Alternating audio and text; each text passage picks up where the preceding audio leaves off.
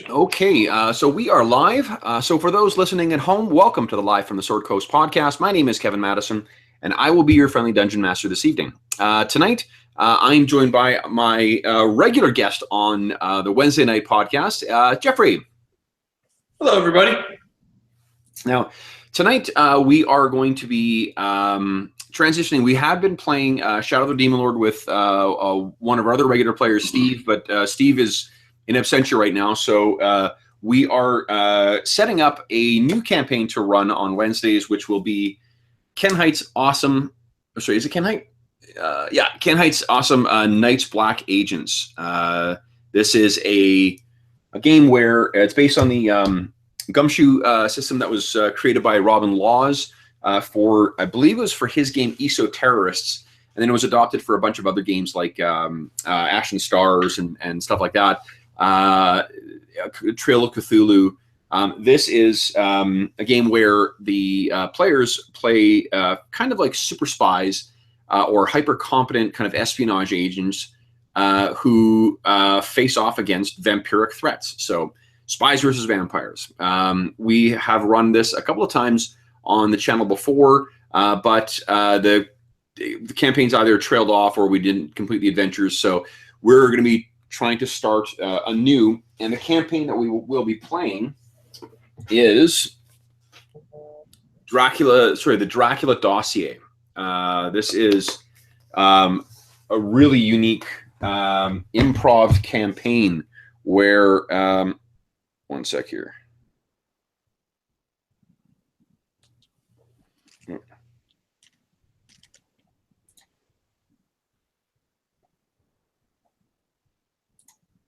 Oh, we heard from Steve.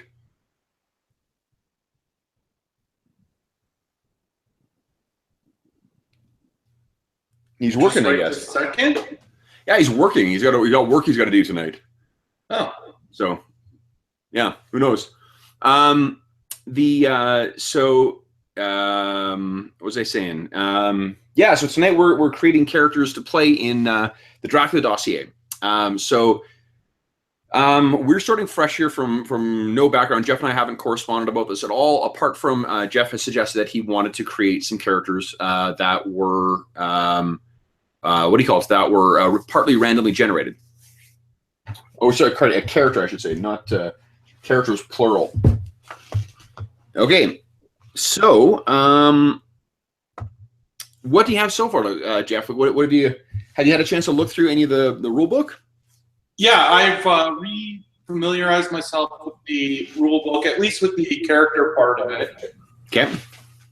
I got sort of a backstory idea, and then I thought we could go through the actual statting out of the character together with sort of maybe some randomization thrown in there. Yeah. And some role-playing and improvising to create a background and a backstory at the same time as we make the character. Okay. Let's. I'm going to see if I've got a copy of the character sheet downloaded, because we've run them before and I've printed them before. So I think that I do actually have a Knights Black Agents character sheet, which I should have printed off previously. But what are you going to do?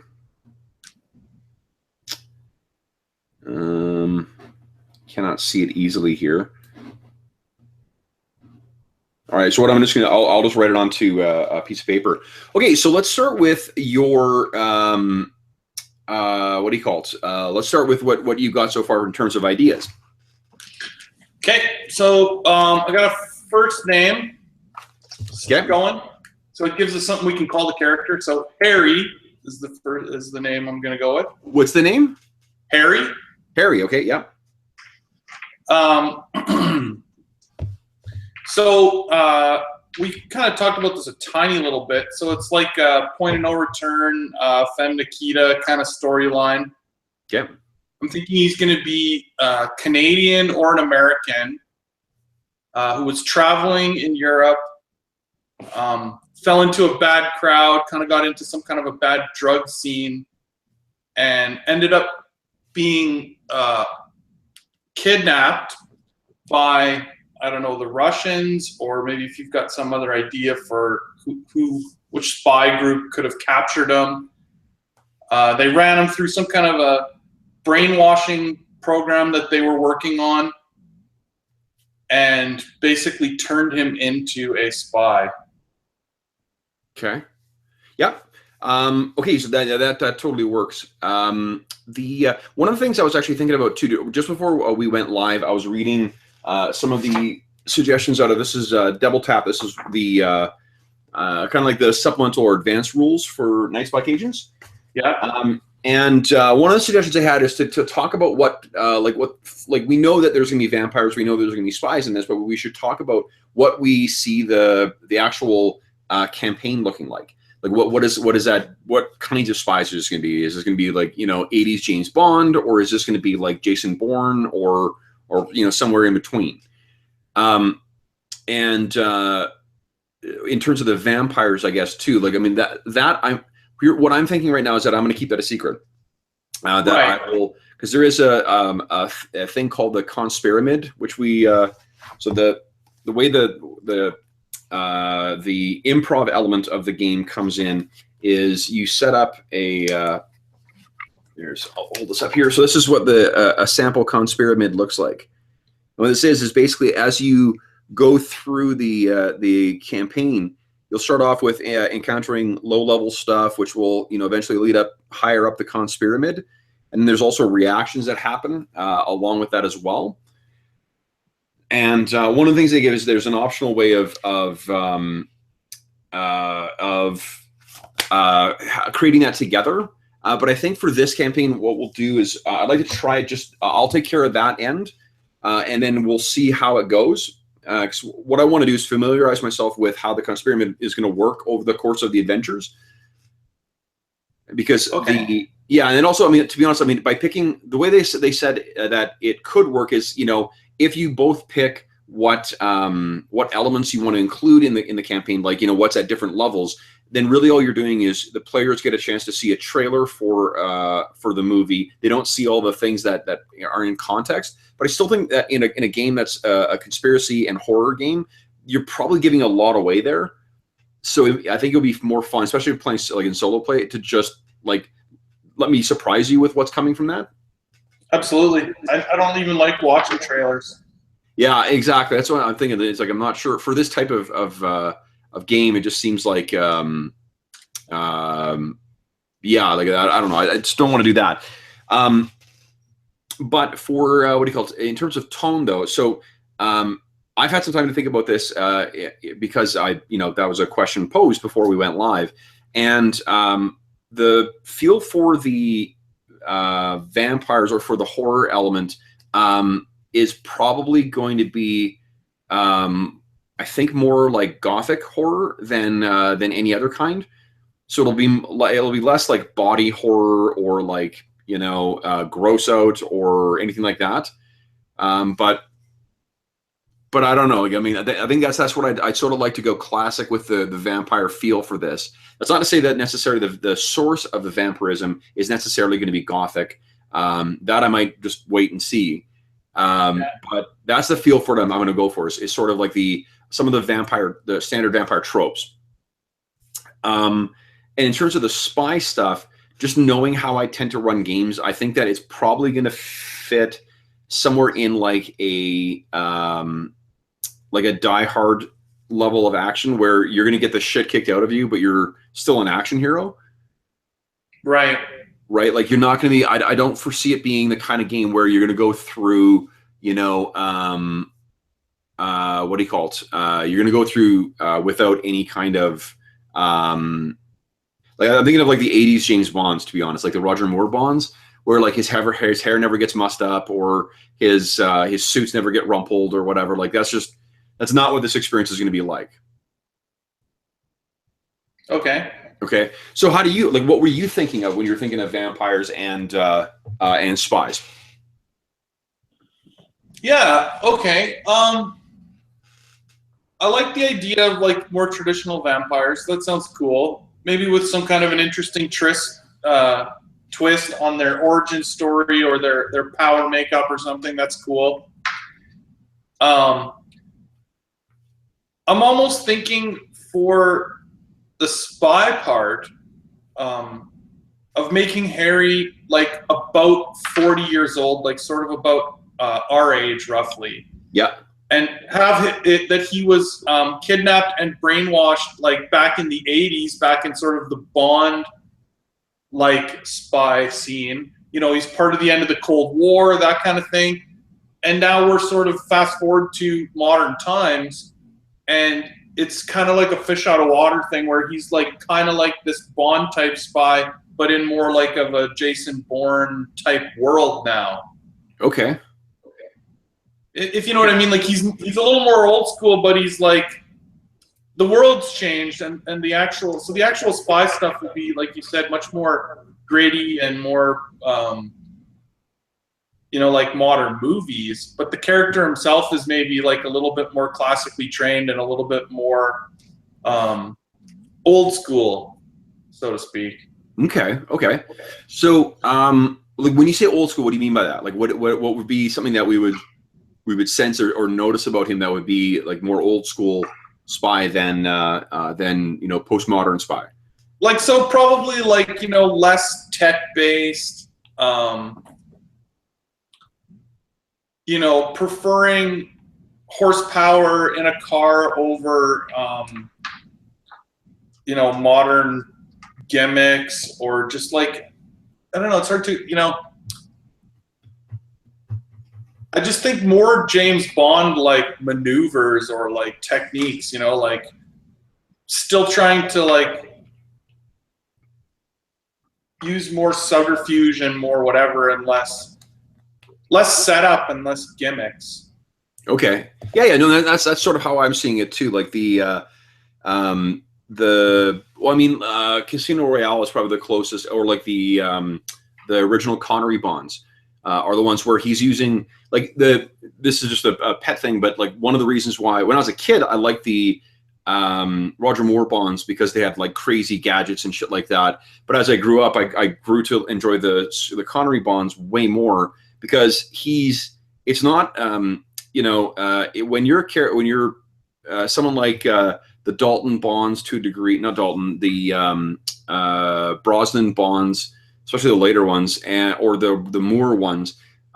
You can kind of give those gadgets to almost anyone, and they're going to be able to pull off what he's pulling off, because it's not really any kind of like spycraft or anything like that he's employing. Whereas like the old Connery ones, like they're showing cool shit, like him putting licking and attaching a hair to a door so he'd know if someone had gone into it, or little right. things like that. Right. Balancing the shot glass on the doorknob or whatever. It kind of yeah, totally. And there's actually some really cool suggestions for what tradecraft looks like and how to incorporate it into your game too. So between now and when we actually start playing, we'll go into that as well. Cool. Yeah, that's sort of what I'm thinking. Like, instead of a camera outside his door, alerting a motion camera that's like, beeping his smartwatch. Yeah, it's more like you're saying, like balancing the shot glass on the doorknob in case someone comes into his room. Okay. Yep, love it. Okay, great. Well, that sounds. It sounds like we're on the same page in terms of what we're expecting from the campaign. At 40 years old, then the kinds of conflicts. There's actually a cool section in here where it talks about the timeline. Right, like if your character, yeah, I know which part you're talking about. Yeah. If your character's a certain age, then you're probably involved with whatever. So give me a sec here, see if I can find it. Unfortunately, I've been so busy getting the working on the 4th edition campaign, and then just busy with work that I haven't really had a lot of time to dive into Night's Black Agents again yet. Well, that's why we're doing it right now. Yeah.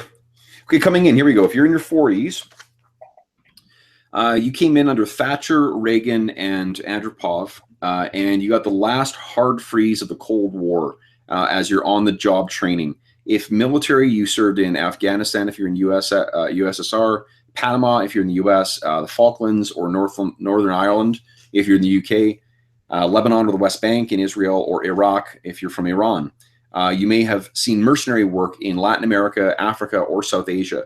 Your covert work likely involved supplying insurgents in Central America, Africa, or Southeast Asia, or straight-up intelligence work against your superpower rival. Western counter-terrorism focused on the classics, Palestinian, Irish, and Latin American groups almost exclusively, with a smattering of Libyans and Iranians. Soviet bloc assets may have worked with any of them. Your mentor, if you have one, is in his 60s, possibly retired. Your protege, if you have one, is in his 20s. So the way that you were describing the character before, I'm guessing you don't really have a protege, right? No, I wouldn't think so. Okay, so it'd be that like, I think the storyline-ish aspect of the game is supposed to be that you're no longer an active agent, right? Oops, so who's flipping out? Like, the game is designed in such a way that you're not supposed to be an active agent, correct? You're well, I mean, it's up to you. Ideally not. No, you're sort of the way I'd like to start the campaign is you as independents, or possibly associated with a British group. Okay, so I'm thinking like it would be kind of interesting if maybe whatever Russian program he was brought in under has basically since faded into history, and that's why he's no longer an active agent. Maybe they thought that they eliminated all of the active agents, and he either, you know, faked his death or escaped, or was somehow left off the list. In some way, he was not terminated along with the rest of the program. Okay. Do you think he escaped, or do you think that he was spared, or what? I'm going to say I think it's more interesting if he had in some way befriended maybe the director of the program or something, and when the director saw that the end of the program was coming, and in fact even his own death, he fudged something in the file, or he did something so that they eliminated the wrong person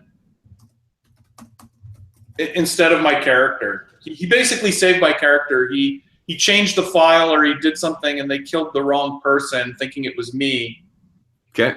And I survived due to the kindness of the former director of the program. Okay.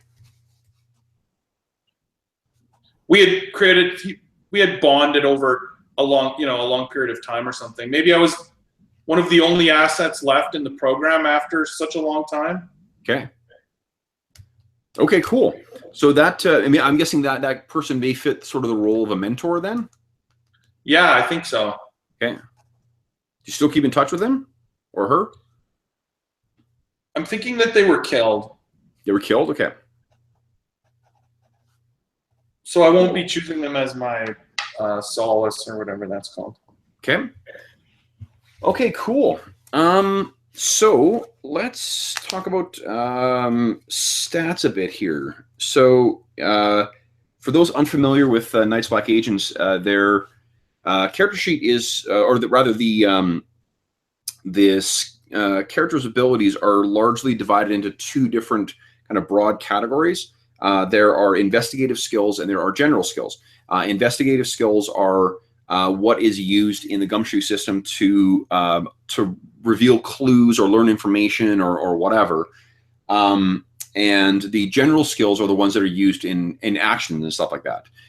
The investigative skills only refresh, generally speaking, at the end of an operation, at the end of an adventure, whereas the general skills will refresh every in-game 24 hours.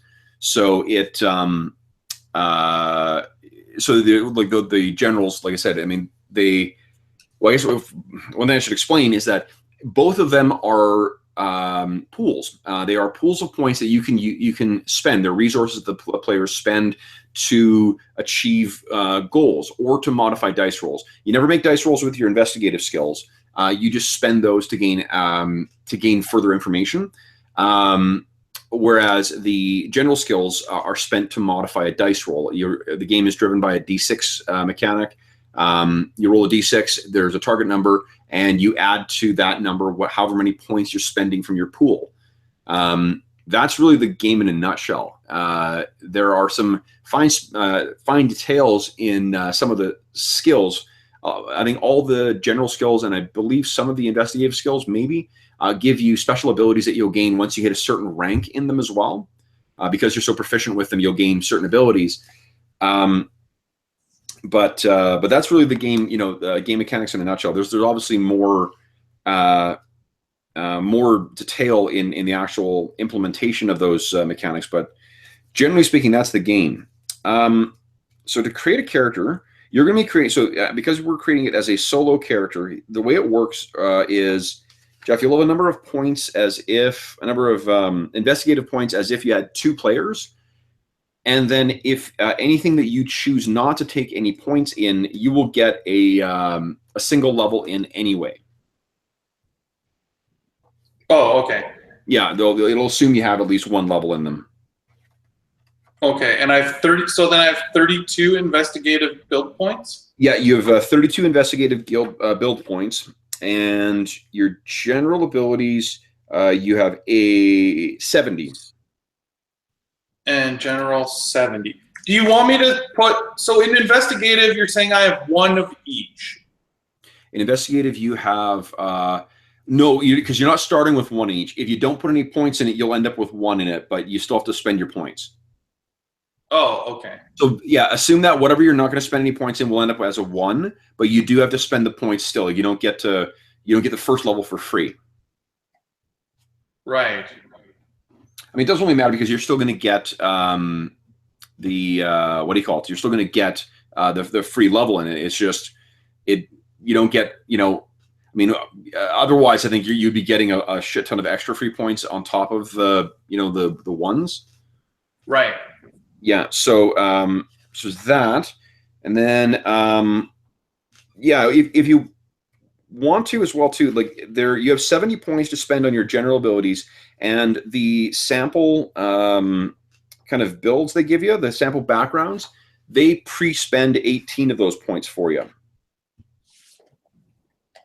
Right.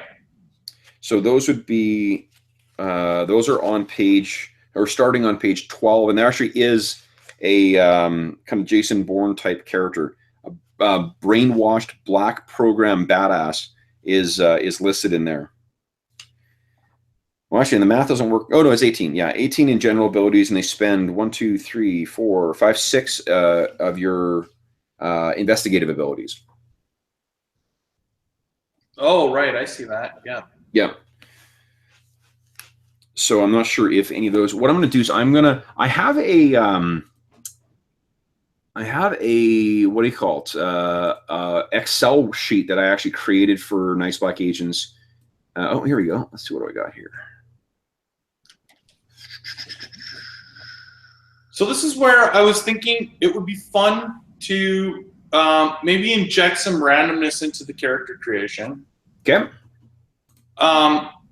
So the backgrounds that they give are sort of like what jobs you're a little bit focused on or whatever. Yeah. So I thought it would be fun to roll up some missions that I was sent on, and then roll up some random investigative abilities to go along with that mission, and then see if me and you could kind of come up with the specifics of the mission based on the investigative skills that my character was trained in. Okay. So sort of fit a story to the randomness.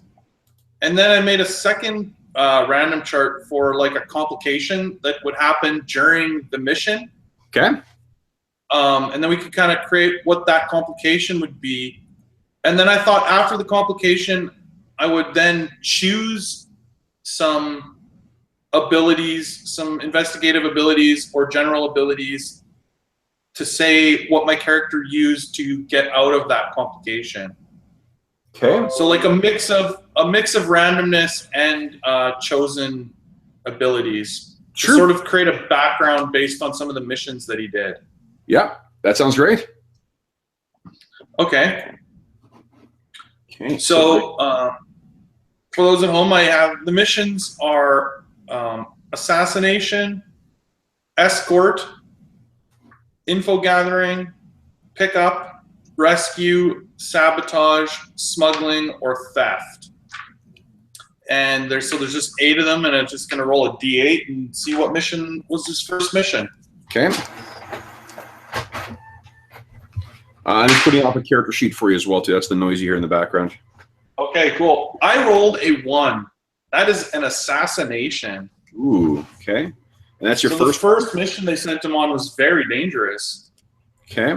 So this would have been. So you said is he like 40 on the nose, or is he in his 40s? He could be 40 on the nose. I'm 40 exactly. Okay, so if he's 40 on the nose, then that means he's born in 77. Yeah. Likely. Okay, so that means that he would have been 18 in 95. Yeah. So it would have been, assuming he was only indoctrinated into the program at 18, or at least sent in his first mission at 18. That means that 95 would have been, which is post. So it's post collapse of the Berlin Wall. Yeah, that's true. Yeah. So, but you know what? Let me take a look at the things they suggested for the 30s, because those would overlap probably more than what the things for the 40s did. Right, because of that, it's actually the edge. Yeah, because it was he's on the cusp of the two. So let's see, where the heck was that? Here we go. So if you're military, assuming he's U.S. or UK.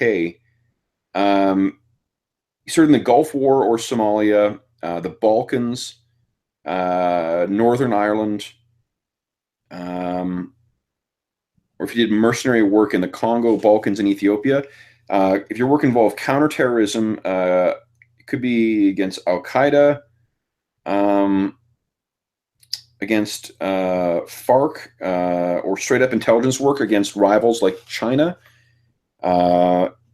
It could be, yeah, and then I think also during that period is when the war on drugs was really kicking off as well too. I got to take a look online here and see what year was Pablo Escobar killed.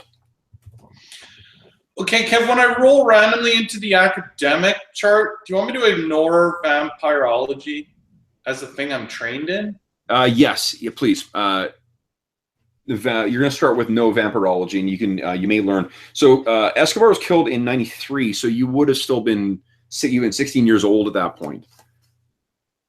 So I mean, the Cali cartel I think took over afterwards, so there could have been some stuff there. And the reason I suggest that is only because after the fall of the Berlin Wall, and before Middle Eastern terrorism became kind of a focus for the U.S., the money that a lot of was funding these agencies, a lot of it went to fighting drugs in South America.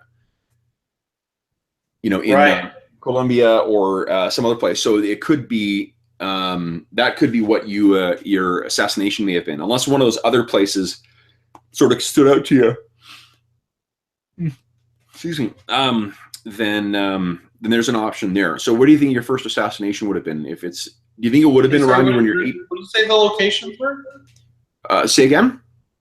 What did you say for the location options? Well, I suggested that it could have been somewhere in Colombia or South America.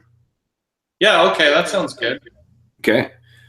So maybe Colombia itself, so you're saying this would be shortly after Escobar was killed?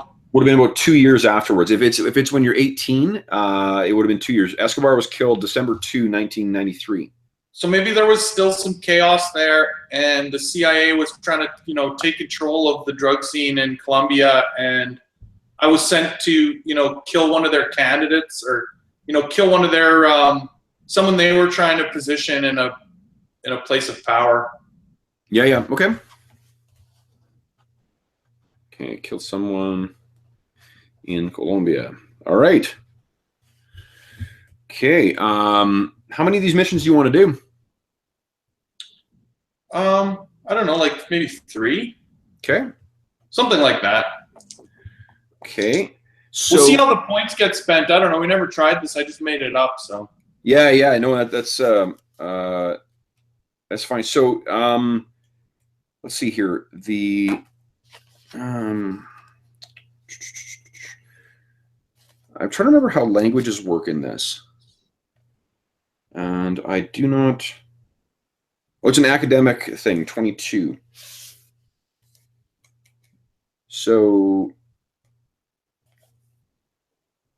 yeah, languages is a investigative skill. So and the way it works, so languages at a rating of 1 gives you 2 additional languages. Languages at 2 gives you 5 languages total. Languages at 3 gives you 9 languages total, and so on. Like it's pretty crazy. It's a exponential. Well, it's not exponential, but it's a logarithmic, I guess. To be honest, I really shouldn't be bandying around math terms. I don't really know. Okay, so let's say his academic training for this mission was languages. Okay. So let's spend maybe languages was something that the brainwashing technique was very good at implanting. Yeah, because I think this would, like, if you're is your character? So let's say, is he a Caucasian? Yeah, Caucasian. I decided to just make him Canadian. He's Canadian. I'm gonna veto that just because, like, we don't really have a like an actual spy service like that. And yeah, but I'm not a part of the Canadian spies. You're Canadian born? Yeah, what's wrong with that? It just, you know what? It just seems so. It's like, honestly, like when I read stuff about Canadian superheroes, right? Like if I read a comic about it, it just seems so silly to me just because I'm familiar with all of Canada. I've lived across the country. I just don't see Canada as being the place that has the kind of threats that necessitate, superheroes or spies or whatever. It's a stupid bias and it's a personal thing. So I'm fine with your character being Canadian, just so long as he's not, like, it's not part of a Canadian spy agency, because to me that's getting no, absolutely not. That's the reason I was saying with that is because of the fact that he's actually Canadian born. He's got a Canadian passport. Like, I think that the Russians kept that up because of ease of travel into other countries. Sorry, the Russians did? Was he kidnapped by the Russians or by the Americans? By the Russians. Oh, sorry, I missed that. Okay. Okay, so you were like a deep cover agent. Okay, so then listen, scrap that whole Colombia thing, because that's not where the Russians would have deployed him. That's where the Americans would have deployed him. Russians would have deployed him into somewhere like Chechnya or not Afghanistan, because you're too young. The Caucasus or Central Asia. Yeah, infiltrating Chechen groups, or the U.S. Right, like that's why. Yeah, I can see it being in the U.S. Like, okay. So why don't we put, hi, sweetie? Why don't we put your what do you call it? Your language then as Russian. Because the language that I was taught. Yeah, you'll get 2 languages. So Russian could be one of them, and there's another one you can pick as well. So that could be, I mean, if I think, forgive my ignorance here, but I think that Chechen is a separate language as well too. Let's see what. Well, that's why I was thinking maybe I should have like at least a 2 in languages. Well, remember that it's not a 1-for-1 thing. 1 rank in languages gives you 2 extra languages. 2 ranks in languages gives you a total of 5 extra languages. Right, but I'm just thinking there might be a lot of languages that they would have wanted me to be able to speak across Europe. Sure. Yeah. Okay, let's see here. So I don't have to pick them all right at this minute, right? No, Chechen is a language. Okay. So I could pick a few. I'll just say that he has languages. I'll spend 2 points on languages. Okay. So he's got 5 other languages he can speak then. Yeah. Okay, and his total was 70. What was it? Was it 72? Was his total investigative points? 32, not 72. Jesus. Yeah, 70 general ability points. That's what it was. Okay. All right. Okay, so that is his first training is coming to the. So if he's coming to the U.S. to kill someone, who do you think he killed? I'm trying to think what the 90s would have been. So this would have been post Cold War, post Iron Curtain. So it could have been like a revenge thing where they deployed him to just get back at some, Cold War adversary as a way of spite. Right, like killed like some some retired general or some character like that. That it was literally just a spite kill. Yeah. So maybe it wasn't such a dangerous mission. Like, I think a retired military person would be kind of interesting because it's the kind of thing you could send someone on their first mission for. Sure. Okay. Cool. Other things that are happening during that time as well is what do you call it?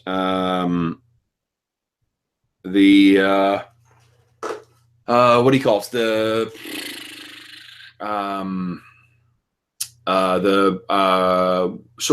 former Soviet Union nations were all going through liberalizing their markets.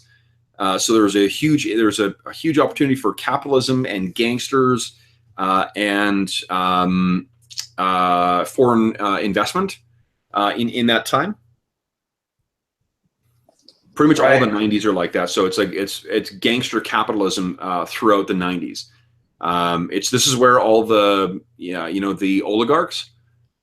This is where their money was made, was by buying out old Soviet industries for pennies on the dollar. I mean, fractions of pennies on the dollar, and then turning around and making insane profits on them.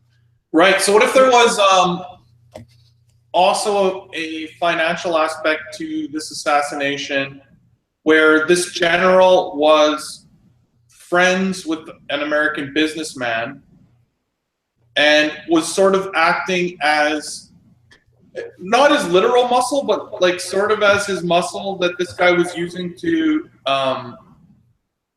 make business deals in some parts of Europe that the Russians wanted more power in.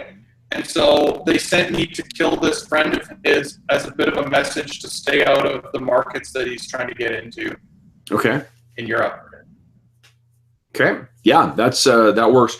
Which means that maybe like the person who sent you, because this is, I'm assuming, when you were still part of the program, this could have been someone who became sort of an adversary later. Like they were using that to sort of position themselves as an oligarch, or what would become an oligarch.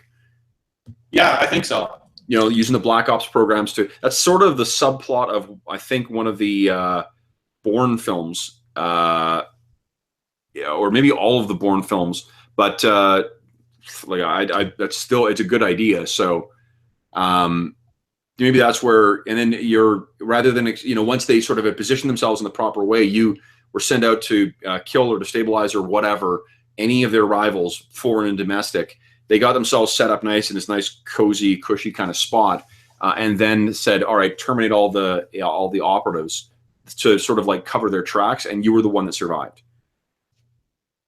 Yeah. Okay. I'm gonna roll a couple of random investigative abilities, one from interpersonal and one from technical. Okay. And see if I can incorporate them into the story of why the Russians trained him in these for this operation. Sure. So that would be the ninth one. 9. Negotiation is what I rolled. Okay. For interpersonal. Okay. Well, that kind of fits in with what I was saying about maybe I actually was not only sent to assassinate this guy, but actually do a negotiation with the businessman that was doing stuff in Europe. It wasn't just kill his bodyguard type character. It was like kill him and get this guy to make a deal for, you know, some piece of land or something that they really wanted. Yeah. Yeah, no, that you could have been the combo, you know, deadly assassin and smooth operator. Right. Okay, so negotiation, let's see how many points. I wonder if I should just put 2 points in these ones that I'm rolling. Sure, and then just to set them aside from something that has 1 point. Yeah, that gives you a good point, a good starting point. You can figure out what things you want to bump up to 3, and then what things you just want to leave to get the free point from. Right. So you're an expert in making deals with others, convincing them that the best arrangement for you is also the best for them. So, okay, that works. That works good. Cool. So I'll say negotiation 2. Okay. And now I'll roll a technical investigative ability. 58. So I guess I should just do this.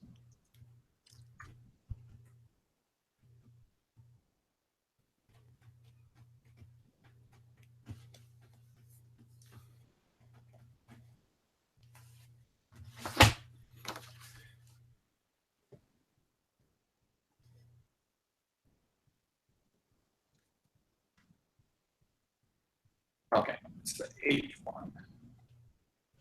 Okay, so let me clarify here. So any investigative ability the agent doesn't choose still has a nominal 1-point rating, which represents other contacts who stay off screen until the agent needs to use them. Oh, okay. So they're people that you have access to. Yeah, it represents a web of allies. Then I will put 1 point in some of these. Because that means I have the skill. Yeah, that means you inborn rather than having to go to an ally for it. Okay, that's better. Yeah, that's good to know. Okay. Okay, so the 8th one, 1, 2, 3, 4, 5, 6, 7, 8. Notice is the technical skill that I roll. Notice is, okay. So what does notice do? I think that's just like literally noticing things. Yeah. It's a generic ability for spotting hidden clues, general situational awareness, or noticing non-threatening visual anomalies. You can spot hidden objects, case a location to spot guards, note entrances and exits from rooms you're in, notice signs of a previous search in the location, or find transfer fingerprints, fiber evidence, or other physical clues. Okay, so let's just say that's a 1 for now. It's a 1 for now? Okay. Yep. So then that puts me at down to 27 points. Oh, Jesus. And I'll say, like, I mean, that's just general spy stuff that they train me. Like, you know, like sort of that stuff they always say, like, about Jason Bourne, like, you know which exit you're going to use if trouble comes up, you know. And that was just, you know, safety training for the mission. Okay. Now I think I should choose some general abilities that they train me on, and maybe I'll roll 1 randomly, and for the other one I will choose something that they would have trained me in as the method to kill this guy. So either hand-to-hand if I was supposed to kill him like that, or, you know, shooting if I was going to be shooting him or something like that. Okay. So I'll roll a random one. How many of these are there?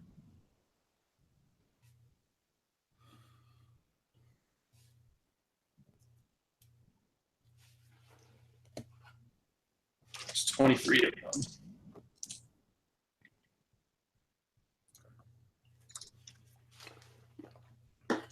Okay, so they're every 4. So 85. Should have made a chart for each of these.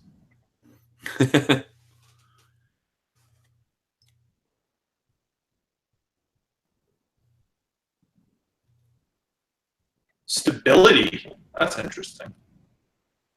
Okay. So stability is not on the character. It's not. Oh, it's up here. Here we go. So what do you want to set your stability? Stability is like your mental fortitude. Oh, yeah. Okay, that's actually great. Because I was kidnapped and then brainwashed, like they spent a lot of time like rebuilding my mental stability so that I'd be able to handle like, heading into America and killing someone. Like, Sure. this was a big focus of the beginning of the program. Yep. So, what do points mean for general skills? You spend them a little differently, don't you? For stability, it will track. Stability is sort of like your mental hit points, kind of. You will, if you're exposed to trauma or to, like if one of your contacts is killed, or you see a dead body, or you see a horrific looking vampire or something like that, you will lose stability unless you make a roll, and then you can spend stability points to try and make that roll. But you generally don't want to be spending more on the roll than what you would actually lose. So the I noticed that the it says all player characters start with stability 4 for free. Oh, okay.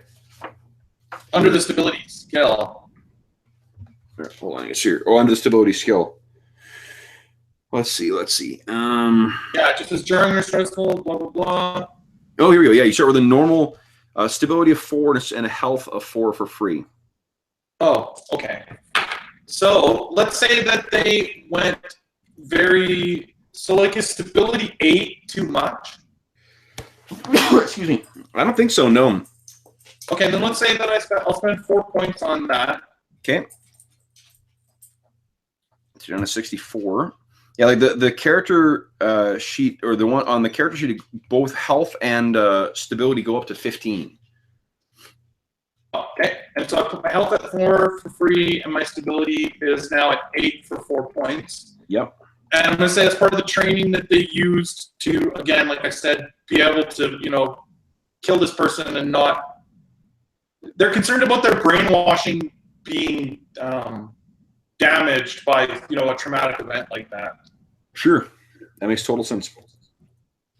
All right, so there we go. So if you want to know how good is awesome in general abilities, rating is 0 is a basic civilian competence. Rating of 1 to 3 indicates your ability is a sideline you were trained in at the farm or the institute, but you don't really rely on it in a pinch.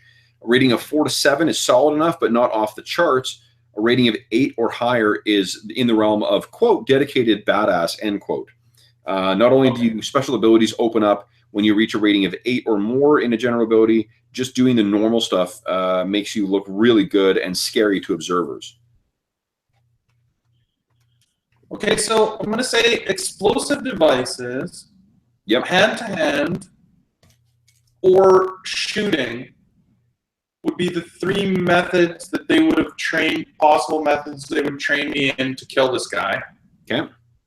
So I'm going to do 1 and 2 is explosive devices, 3 and 4 is hand-to-hand combat, and 5 and 6 is shooting. Okay. So that's a 4, so hand-to-hand. Hand-to-hand, okay. Do you want to dump 8 into that just to make it badass? Yeah, maybe I should make it pretty good. Yeah, because there are those special abilities that I mentioned earlier. Those are triggered when you hit level 8. So, right. Okay. Well, yeah. Let's say for this mission, I'll do that on the first mission. I don't know if I'll have many points to spread around if I put 8s into too many. Yeah, like you kind of want to pick the things that are your signature abilities. So, like, having a honey, what are you barking at? Hey. Yeah, so that's good though. I like hand-to-hand. Like they wanted to make sure I needed to kill this guy without a gun. I couldn't bring a gun to the meeting. They knew I'd be searched, so I basically had to physically kill this guy's bodyguard right in front of him before the negotiation. Like I knew it would be me, this ex-military guy, and the business guy, let's say sitting in a limousine together or something at some point. Yeah. And so I had to take this guy out and then, sort of finish the negotiation forcefully after that. Okay. So if you're, your hand-to-hand at an 8, it allows you to do extra attacks, to use martial arts, and to use the Mook Shield rule. which is like you grab someone and get them in the way and they get shot instead of you. Okay, cool. I like that. Mm-hmm. All right, so now we got the mission. We don't know how it played out yet, though. I'm going to roll another D8. Okay. For listeners at home, I'll just go through the list real carefully, or real quickly.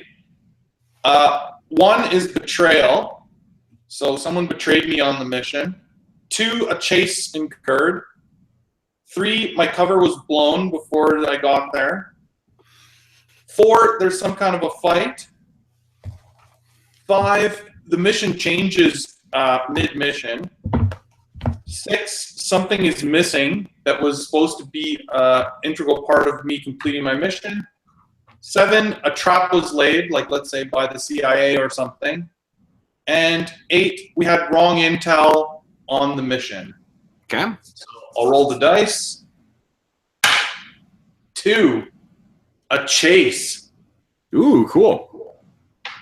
All right. Well, that works really good if I'm saying that I killed this dude, this military bodyguard type character in a limousine with this businessman there.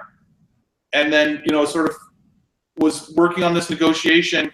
The driver noticed what happened and, had sort of like had a contingency plan given to him by this military guy. And we showed up somewhere and I was basically forced to like flee and, either steal a car or a motorcycle or something. And there was an ensuing chase. Okay. Love it. So I think that the chase could be on foot, which would be athletics. Yep. Driving, or I believe there's piloting. Yep. So, okay, so I'll roll 1 or 2 is athletics, 3 to 4 is driving, and 5 or 6 is piloting. Okay. That makes piloting more likely. What's that? Do you say 5? Oh, maybe piloting could be. Sorry, I heard 5, 4, 6. I'm like, why is there 3 numbers on that? No, 5 or 6. Yeah, okay, that makes more sense. I mean, we could, yeah, I'll roll it and see what happens. Sure. 1. So it was on foot. Okay. So I'm going to add athletics to my character. Okay. How many points do you want to put in that?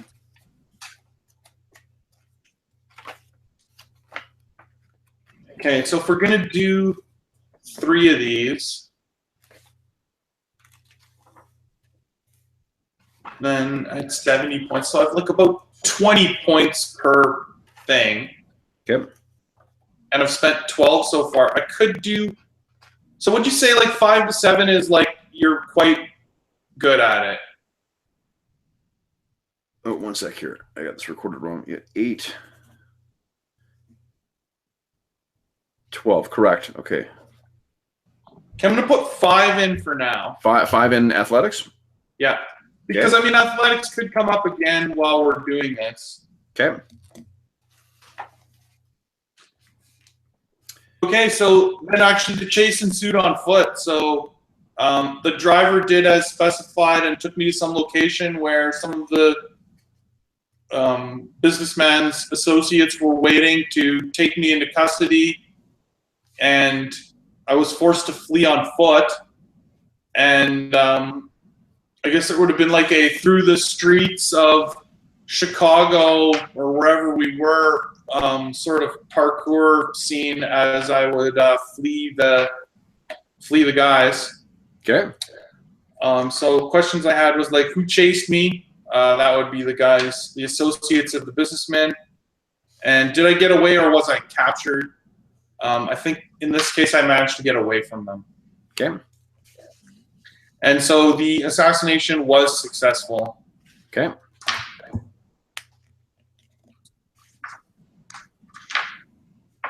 All right. And like you said, maybe the negotiation tactic also worked, and it builds up some kind of a character that could be an enemy or a friend in Russia. Sure.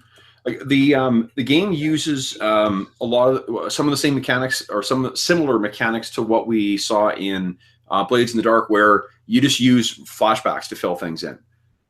You know, so that it really supports that kind of like, you know, improvisational play where that's by spending points from your networking. Like the way it's going to work with a solo character is that you will the skills, the investigative skills that you do not have any points in, you'll have 1 point, but that'll be a contact, but that's someone you can only draw on like once or twice. Like they're not really there all the time, but you could spend network points to create them as an ongoing contact. And those ongoing contacts get burned. I can't remember the mechanics for it offhand, but there's a mechanic for when those things may get caught by, you know, the conspirator or whatever. Right. Well, I'll make sure we don't spend all the points this way, and then me and you can make sure we go through with the last bit of points and round out the character so it's playable as a solo character. Sure. Well, one of the things they suggested in the game, though, is really just to make sure that I'm aware of what your strengths are and make sure that sort of that's what their, you know, the things are keyed to. Right. Like, don't make it about art history if I... Yeah, like, I mean, I'm not going to have an art history thing, or at the very least, you will, because if you've got 1 point, then you should be able to notice that, like, hey, there may be something here. Like, you'll get, it's sort of the, I know there's something important, but I don't know what that is, but I know enough to go and get help with it. Right. If that makes sense. Cool. Okay, cool. So that's, I guess that's the first mission. What's the second one? So for the second mission, so the first one we did there will be his first mission. Maybe this one will be a key mission, that a really memorable one that happened during his career. Okay. And then the last one we'll roll will be like his exit mission, or the last mission he did for the KGB. Sure, love it. Okay, so this will be his key mission. 2, escort. Escort, okay. So, who am I protecting is sort of the first question I wrote down. Okay. Where do you have to take them, and how are you traveling? Were sort of the questions that I had around an escort mission. Could have been that. So maybe I was escorting someone very important, and that's why this would be a memorable mission from his career. Maybe it was the actual oligarch, or the guy who became the oligarch. Oh, that would be cool. Yeah. Okay. So you were escorting him. Probably through some dangerous territory, or, you know, to a dangerous meeting that he made. Maybe a crit. Well, let's fill it in. Let's see what other stuff comes up in the rolls, and then we'll fill it in. I've got some ideas for where it may have been dangerous at that point, because in particular, some of the ex-Soviet states, before they sort of stabilized, that could have been a potentially dangerous environment to be in. Okay, so I'm going to roll something from the academic skills. Okay. 50. Oh, sorry, that's 05. That's the first one. Accounting. Okay. Well, that's interesting. Yeah, so it's probably the bookkeeping. Because one of the things that these what do you call it? That the oligarchs did is use tons of shell companies to hide where the where the money was coming from. Like and in particular in other jurisdictions. So like creating dummy corporations in the Ukraine that through which a ton of money flew. Or maybe on this mission, on this escort mission, I actually had to pose as the oligarch character's accountant. That's how they got, like, that's how I came along into the meeting, right? Yeah. I'm sorry. This is a so this is a book I have been reading. It's called McMafia. Cool. It's a little dated right now too, but it's just about the history sort of post Soviet Union organized crime, like the rise of transnational crime in the fall of the Soviet Union. Yeah. Super cool. It's one of the okay. So yeah. So is that maybe you think maybe how you clued in is that just by being exposed to that stuff through your employer? Oh, I'm gonna say that they like actually trained me in accounting and like in the accounting that I needed to know to pose as this guy's accountant for this mission. Okay. And maybe actually I would have filled the role as several times as sort of his accountant, you know, but slash protector, like someone tough enough to save him if trouble came up, but where he could show up in a meeting and not just have all kinds of muscle around him, so he would look more professional as a businessman and not like a mobster. Yeah. Okay. Right? Like if it's just him and his accountant, it's a lot less threatening when it's him, his accountant, and his two big Russian bodyguards. Yeah. Okay. So I think if I put like 2 points or 3 points in there, then he's pretty good at that. Okay. Do you want 2 or 3? Let's say 3. Let's say he was naturally good at it. Okay. So these are 24 points more to spend. There's an interpersonal one too, isn't there? Yeah. Okay. I'm gonna roll an interpersonal skill. 27. So 21 would be the third one. So it's the fourth one? Third one is cop Flattery. Flattery, okay. That's interesting. How many points do you want to put in that? Let's just put 1 point in there. Okay. I'm gonna say like this was definitely something that was taught to me by my handler as a part of interacting with this oligarch character on a daily basis. I definitely have to be able to flatter him and make him feel important because, you know, he's the boss, so to speak. Okay. And let's add a technical skill. 19. That would be cryptography. Cryptography, interesting. That could fit in with the whole like shell corporation stuff, like to mask the fact that you're hiding these, you know, businesses within businesses. Maybe there's an element of cryptography of a way of encrypting or hiding the communication between the separate entities. Right. Yeah, right. Like way of writing legal documents between the businesses that if you could read between the lines, there would actually be like insider information and other stuff passed along through the actual business documents. Sure. Love it. Cool. So let's say 2 more points in that. 3 points in that, okay. So 21 now.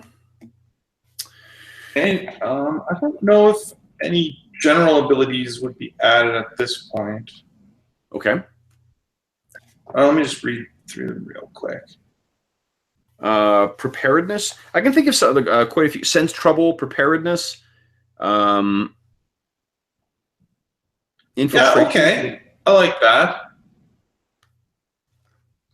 I'm going to say, how about preparedness? That sounds good. Okay. And how many points would you like to put in preparedness? Let's go with 5 points. 5 points, okay. Preparedness is what you use to do those cool flashbacks. Like for like right, like to say like he actually was ready for this. Yeah, like oh, and I actually that's why I hid a rocket launcher in the boot of my car.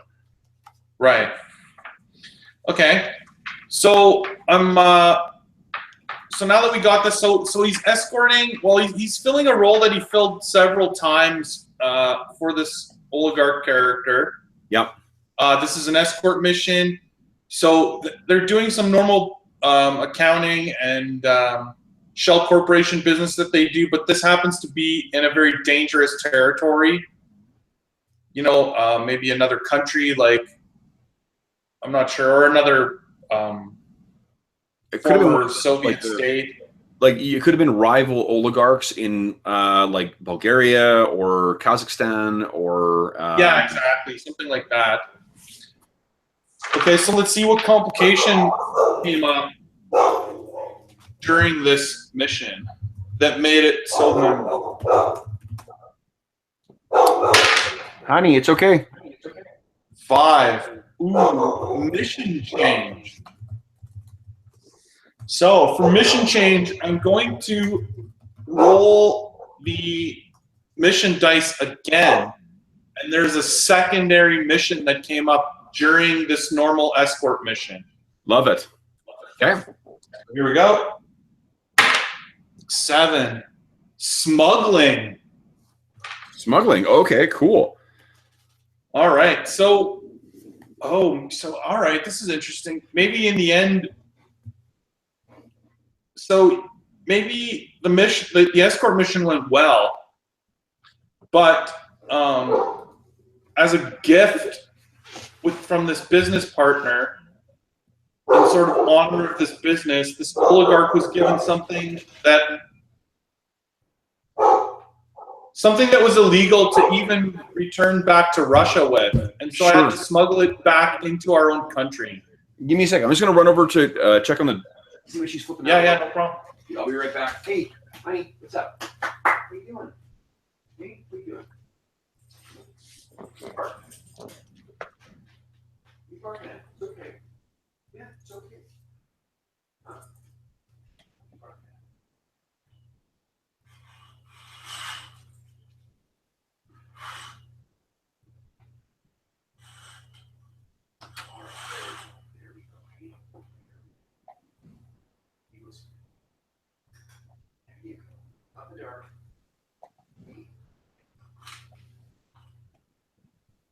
There we are.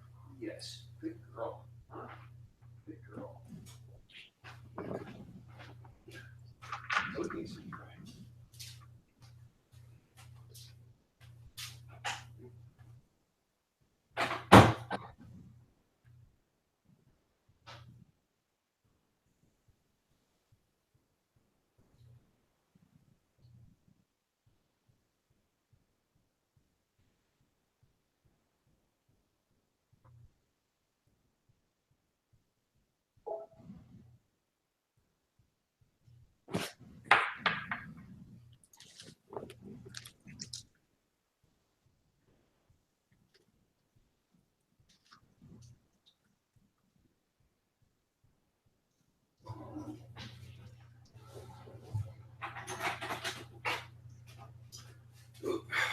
Sorry about that, Jeff. Okay. Let's close the curtains so that she couldn't flip out anymore. Okay, so James is trying to log on now too. Unsuccessfully thus far, it looks like. So what about, Kev, if we say that it's something like maybe some illegal weapons or something like that that was gifted to this oligarch while we were on this mission, and he tasked me with getting them back into the country. Hold on, I'm just sorry. Give me 1 second here.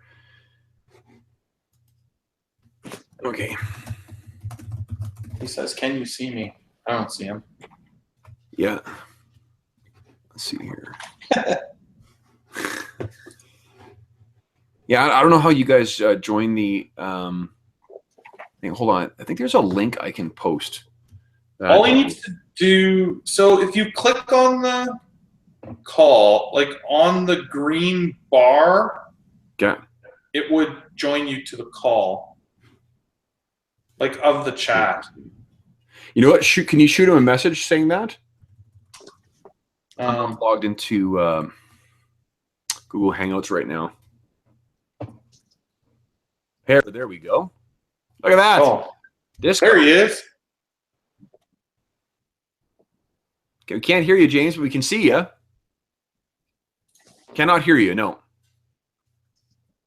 Okay, so what I would suggest, James, go to the cog at the top of the screen and then see what devices your thing is using in terms the mic that it's using, because that's what you'll need to change. I can see that you got something plugged in there, so maybe it just needs to be swapped so that it's nope, still not yet.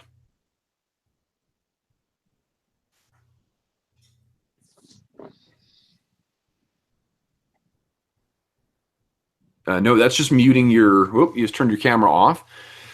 So when you go into the cog there, James. Wrong fucking mouse. Let's see here. So there should be under microphone. What do you have selected? If you click on the cog and then you go to microphone, click on that. It'll give you options for what to use. I would switch those back and forth and see if that makes a difference.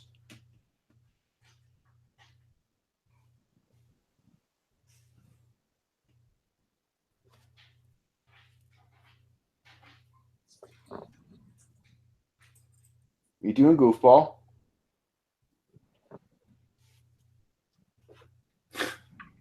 Okay, well, I'm going to roll.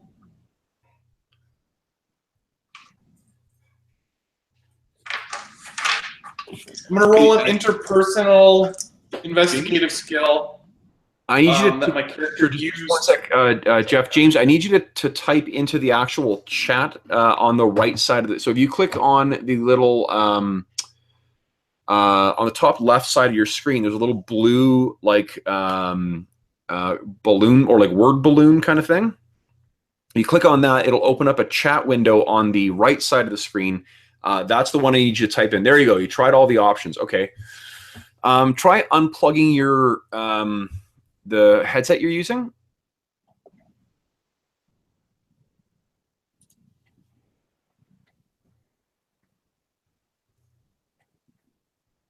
Because it looks like you got a headset plugged in, maybe because you were able to get the mic. Is this the same laptop you were using before?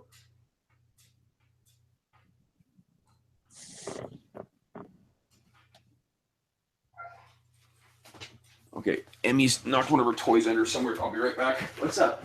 What are you flipping out for, huh? What are you flipping out for? What'd you do?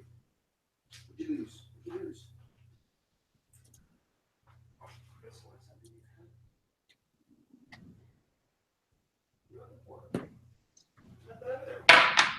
What's it here? There you go. There you go. Yeah, is that what you're trying to get? Good girl. Good girl. Well, broke many of the legs. Like every team was at that final challenge. Anyone could have won any of the legs. So we never felt like we had a team bag. Girl. Hey, James. Can you hear me now? Hi, guys. Hey, did you get it working, James? Yeah, I had something shut off. Problem between keyboard and chair? No, just a different setting. Okay, cool. So that is that's working. That sounds great. I can hear you just fine. 2 years, but we know each other really, really well. You probably kept picking up the the TV in the background. I am, yep. But it's not cutting in too badly though. Okay, cool. So and you can hear us just fine. Yep. Terrific. So that is working well. I think that'll work nicely for your for next Friday. There we go. Does that sound better? Yeah. James or Jeff, what do you think? Yeah, we can hear you just fine. What? Make yourself sound like a little munchkin. Hi, Colette. Kevin says hi. Hello, Kevin. In this last night, the adrenaline was going. You were doing A lollipop. Okay, so when things started to go wrong. Hey, there's everybody. You looked at it, you forgot you still had the right flag. No. I didn't think you were showing me. I think you were just saying about No, you both showed up in the screen. You could have won this race. If we had found Awesome. So we are we're making Jeff's Night's Black Agents character tonight. Is what we're doing. So we're gonna get back to that, I think. Yep, that's fine. But yeah, but this is okay. That's great to know though. So you know where to go to log into the call for next Friday. You know what setup you have. Perfect. And then I sent you. Did you join that Roll20 game yet? And I can remember. No, I did not. Okay, so you do that before you log off. Just click on that, click accept, and then once I haven't loaded your character into Roll20 yet, but that will be done. I think it'll be done by the end of the weekend for sure. And then you will be getting a copy of your printed copy of the PDF I sent you in the mail before next session. Where did you send the link? T20 link? Same. It would have been one of our email chains. I think it was the one that. Actually, give me a second. I can tell you. I needed to see what I was supposed to see. And when I did, and we got to that puzzle, here. You gave her. You were Oh yeah, it was sent on September 9. It's the third one down in our chain. I said, speaking of setting up, here's the link to the Roll 20 campaign we'll be using. Got it. Okay.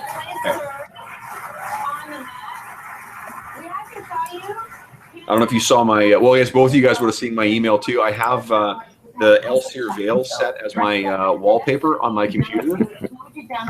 So every time I log in, I get to see the setting for our D&D campaign. First of all, just being on the finale itself, it's such a mind blur.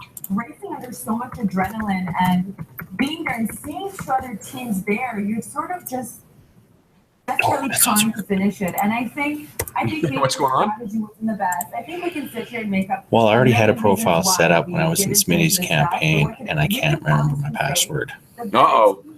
You want to, well, you don't need to do, you know how to access it now. So if you would rather recover your password and get in that way and keep your account, then that's, I'm fine with that. Just I'd ask you between, what I would like just between now and next Thursday, I guess, log in at some point so I can set it up so you have control of your character on your token. Okay. Okay. Yeah. And that is that. Did you pick up Tomb of Annihilation? Oh, you're not playing 5th edition. Never mind. I still thought about it because the maps are really cool, and I might be able to steal stuff from it for mine. Totally can, yeah. And I haven't got mine yet. Oh, I did get some. So there is a store in Lethbridge. There's 2 comic stores in Lethbridge I didn't know about. One of which has a shit ton of 4th edition stuff left over. Like, I've got everything from my collection right now, so if you look through your collection, there's anything you're missing, I'm happy to look for you when I'm in there next time. Cool. There might be some adventures I don't have, but I have almost everything on PDF. I'm not. Yeah, the adventures is what I grabbed because I wanted to have the. I don't have a lot of those. I only picked up like 1 or 2 of them. Right. But they do have like the Planes books. I'm assuming you got those. Mm-hmm. So the 3 Planes books were there. The Underdark was there. 3 Planes books. Oh, manual, and then up. Manual and the below. That's right. Yeah. There was the Demonomicon. Open Grave was there. Both Draconomicons were there. What else was there? There was the tile set for the city, which I already have. But if you are a completist, then I could get those for you. Because I actually have to be back in Lethbridge on Thursday. Take a look and see if there's anything there, like the martial powers, divine power. You got all the power books, right? Yeah. So see if there's anything like that's not an adventure that you'd want to pick up, because I think all the adventures are already gone. Okay. And I did get though. James, do you have a copy of this yet? Murder in Baldur's Gate. Yes. You do. Okay. Ooh. I grabbed a second copy because if you didn't have one, you should really, as you are far larger of a Forgotten Realms fan than I am. So I grabbed the Icewind Dale and Murder at Baldur's Gate, and then I downloaded the Dead and Fae. Yep. And I don't know if there's anything else. Dead and Fae is also in, what do you call it? Tales from the whatever, Yawning Portal. They've republished it? Yeah, that one I don't have. For 5th. Okay, yeah. Okay, cool. Well, that is, yeah, one thing, I have both of you guys right now, too. One skill that only a handful of you guys are trained in that is going to become a lot more useful over time is endurance, because you'll be using that for travel. And what I'm going to do for the long-term travel stuff, guys, is basically when you're in the course of making a journey, like between 2 different places, you will not be able to complete a long rest. So to simulate the sort of like the exhaustion that comes from long-term travel, your resources will be stretched out during that period. So it makes it another artificial kind of like mini game, but I think it's going to be really fun, and I think it'll really it'll really simulate the way wilderness travel is supposed to feel in a fantasy setting. And our view, especially Okay. the last one, I'm Cool. jumping along. And yeah, I logged into the Scales of War. I'm looking forward to seeing that. Nice. I think all you can see right now is probably the Elseer Veil, and I think hold on, I might be able to give you access to your character. Although I'm going to fill that shit in because I got a specific way I set it up. So yeah, it made us communicate. And I that think I created a one another character. better and just be a lot Myself, stronger. but, As a back. So you Yeah, are just Amber's in there, making so, Canada's winners, but we actually have if you want to take a, Canada winners. you want to be nosy with the character sheet here. Here we go. Geez, there we go. Boom. You can take a peek at Amber to your heart's content. There's no information in there just yet, but there will be shortly. Where do I do that? You go to the, I think it's the, I can't remember what tab it is, but it's one of the tabs on the right side of the screen. There, you can go in there, it's a list of characters. Sitting here now and thinking about a year back, we thought it had changed our lives then. I think there's like 3 on the player tab. There's like 3 tabs, I think. Amazing. I could spin absolutely insane. Do you remember offhand what it looks like, the character tab? I don't know. Like, I think we would just say never forget what it's giving, and that goes for everything. Yeah, it doesn't matter if you won the race or if you just been a go participant in it. Just take all the experience that you got from it and just live it Oh, up. it looks like a little journal. It's like paper, stacked paper. That you're really special. Oh. That it's an awesome experience. Click on there. There should be a There we go. I see Amber. Easier. Bio character sheet. Here we go. Yeah, great. So I'm going to set up everything in there because it the way I set it up is that it does all of your rolls for you, including like if you roll a critical, it'll roll the extra dice from your match roll, match guidance as well. Sweet. We've been using it in 2 different campaigns so far, and it's been awesome. It's been such a huge. The game runs so quickly. Between challenges that seem to be a little difficult. Take a look. Oh, I did have a con of 12. No, that's not right. The Stats are con wrong. 12 was not right, or Well, the whole thing, because I had a charisma of 16, not 8. that's probably because it hasn't been entered yet. Remember that none of that stuff's been entered yet. So. Yeah. Cool. Excellent. Cool. All right. Well then. Anyways, I'll let you guys get back to it. Cool. Thank you for testing it out. I appreciate you getting the hardware ready. Yeah. And then we'll see. Yeah, you've gone through what we often go through on a Friday night. I was just shaking my head at those two. I was like, come on. That's why we're switching the start time back to 8 o'clock Winnipeg time, is because it's just like by setting it to 7:30, it means that we're not ever getting on until like close to 8 or close to 9 Winnipeg time. So it's just What are we gonna do? if there's going to be technical problems, we'll let the minority of the players deal with it, and we'll just keep playing until they're ready. Works for me. Cool. All right. Well, so enjoy the rest of the week, James, and I will. I'll let you know once she's fully loaded in there, so you can hop on and test out some of the rolls. Sounds good. You know that. Cool. All right. Enjoy the Good night, rest of guys. See ya. Good night, James. Okay. So sorry about that, Jeff. All right. So you said there was a change in the escort mission, right? Yep. And then I rolled smuggling. Yeah. And so I was suggesting that maybe part of this escort mission was after the deal was made, the person he was doing business with actually gifted this oligarch maybe some weapons or something illegal that he needed smuggled back into Russia. Okay. And so he left me in charge of getting these illegal weapons back into the country. Sure. Yeah, works for me. So that might be. So, I think that's infiltration, actually. So if you wanted to dump some points into infiltration as a general ability, that might work there. sure. I'm gonna roll an interpersonal skill as well, Okay. random one, and I'm gonna combine it with infiltration. Sure. So 92. That would be tradecraft. Ooh, which is spy shit.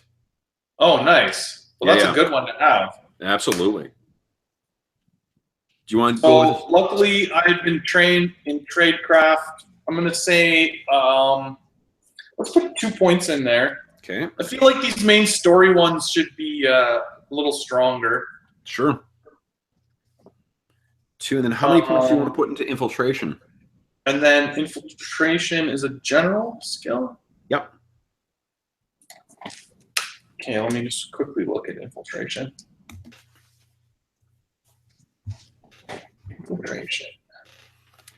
As we're going through this, there are aspects of the game that are coming back to me. So, because I was obsessed with this game for about a month and a half straight.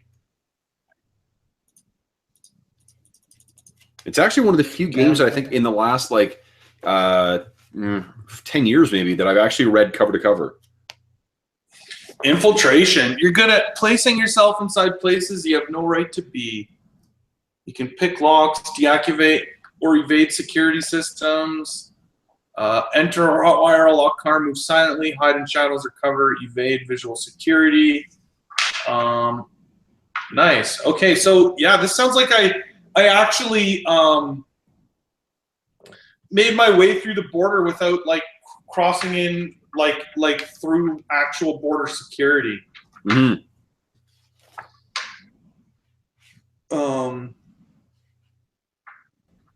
So let's again go with 5 points for infiltration. Okay. Or actually, let's do 6 just to mix it up. Okay. 6 points of infiltration. So you're up to 28 now. If you want to mark it down too, you do start with 10 points of 10 free points in cover and 15 free points in network. Okay, so cover is 10. Yep, and network is 15. Network is 15. Okay, cool. Nice. Okay. So in this case, I'm going to say that I was successful in getting these weapons back into the country. And this was sort of the mission that really made my... I'm going to actually go with friendship with this oligarch character. Okay. This is what really endeared my character to him. I was able to use my flattery in such a way that wasn't, overbearing, and my accounting skills really helped him out. The cryptography worked. Basically, the preparedness, everything came together, and then I was able to also, bring these weapons back into the country for him successfully, and it just, it really made him happy and built up our friendship. Okay, love it. I might even set this character as my solace or whatever they're called. Mm. Or your friend, or you're supposed to pick those 3 things. Yeah, but I mean, isn't this the guy who had you guys all exterminated? Oh, maybe. Or maybe he, yeah, I guess you're right. Yeah, and I think that that he turns to an enemy. To be honest, a friendly oligarch would be way disproportionate to what is intended with that kind of contact. Because that's someone who really has the proverbial more money than God. Right. Well, maybe it'll be someone from his household. Okay. Yeah. Or from his organization. Sure. Because that would make it dangerous. Yeah. Okay, so let's do one more random mission. Okay. And then we'll fill out the remaining points to sort of round out the character. Okay. All right, here we go. So his final mission for the organization before he was able to escape was... Oh, well, it's the same thing we just did. Let's not smuggle again. 3. An info gathering mission. Interesting. I like that. Okay, so what did I need to find out, and who or what had the information? So I was on an info gathering mission when I was on my last mission. So info gathering feels like... See if there's any investigative skills that really should go with that.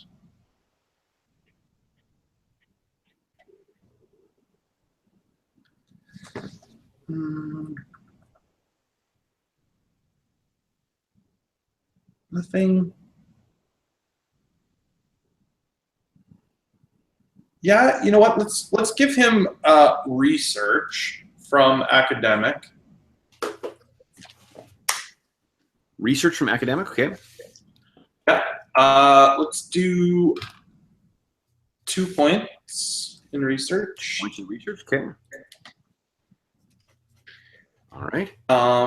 Let's randomly roll an interpersonal skill. Okay.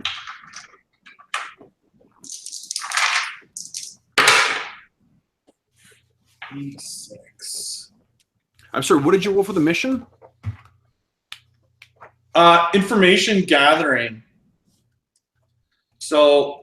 Okay. Cool. Ooh, maybe this is where you learned too much, eh? Ooh, and I rolled tradecraft again randomly. So let's raise that from a 2 to a 3. That's cool. I like that. But he's really good with tradecraft. Okay, tradecraft is 2 to a 3. So my math that's 16 points left.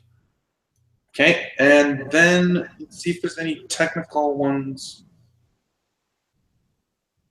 Yeah, I think that either data recovery, electronic surveillance, notice, or photography could have been part of this. So that's 4. So I'll roll a d8 and just go through those in order. Okay. So 7, that'd be the last one. That'd be photography. Photography? Yeah. Cool. How many points?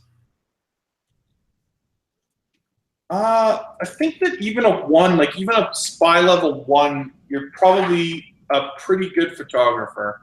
Yep. So let's do that. Let's see here. What we were sent to take pictures of something. Let's see. Okay, so let's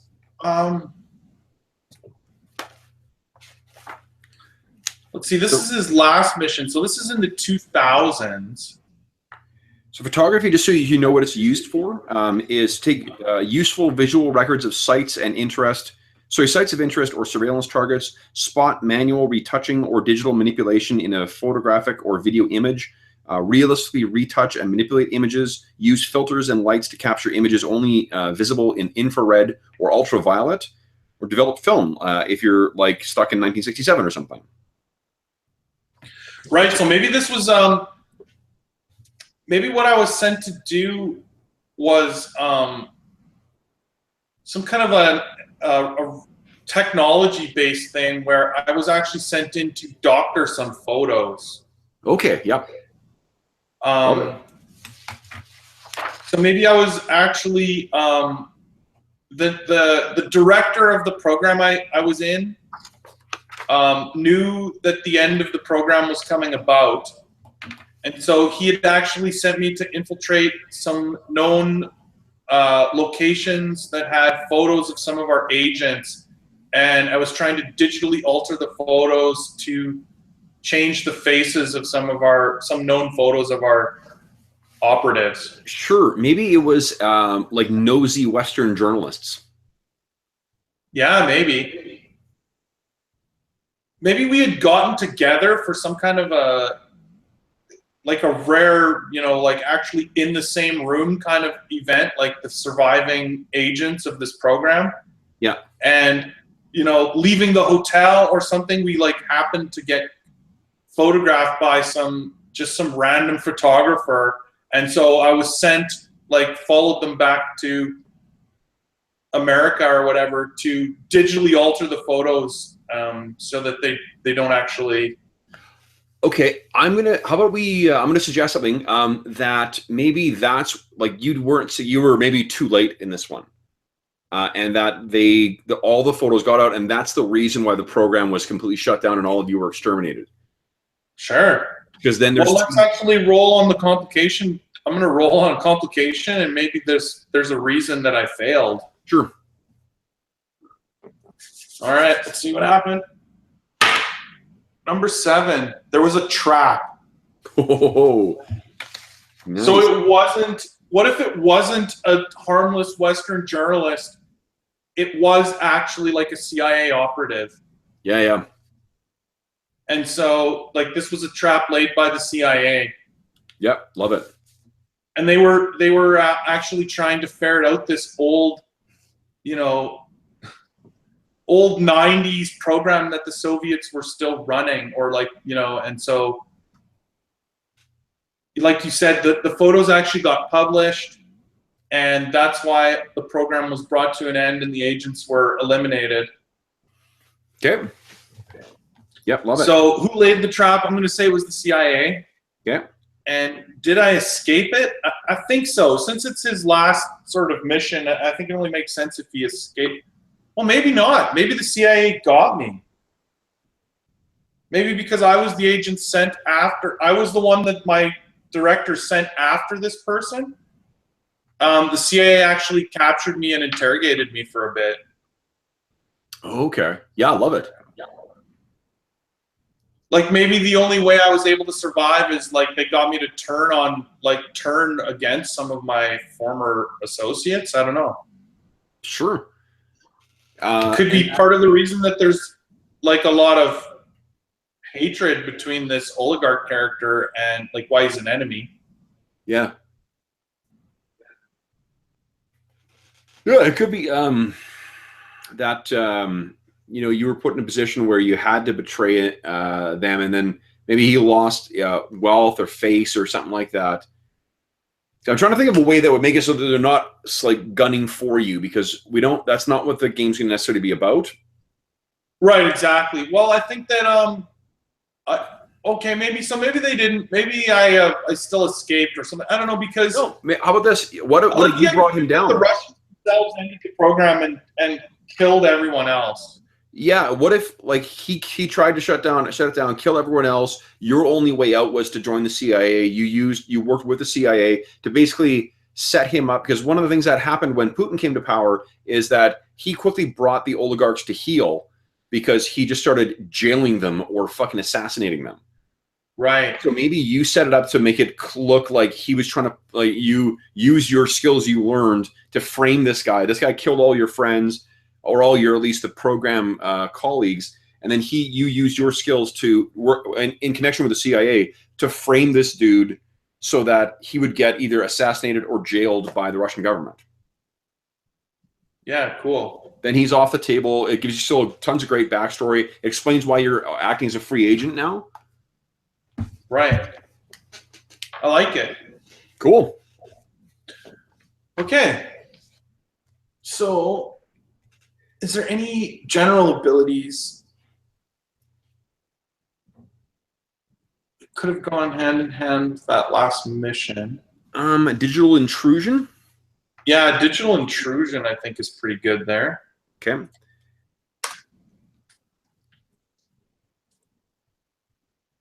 Yeah, and then so let's go 4 points in digital intrusion. Okay. You're up to 32. You still have 38 points to go. And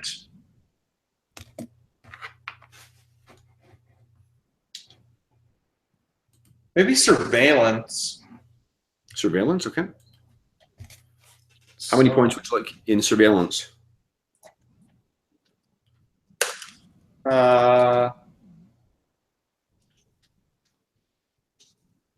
Let's go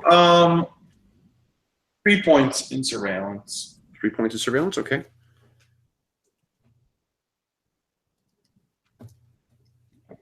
All right. So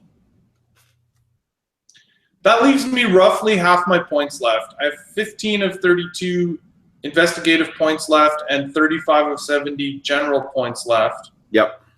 So why don't we use those remaining points to sort of round the character out now? Sounds good.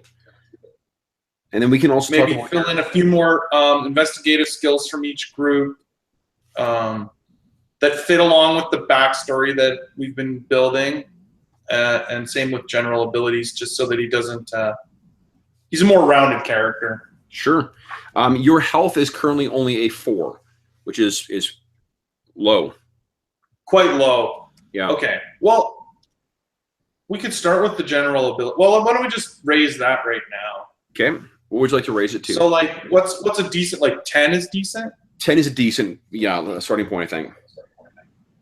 Okay, let's go to 10. Okay, so That's 6 more points. 6 more points. You're up So to 29 more. 1.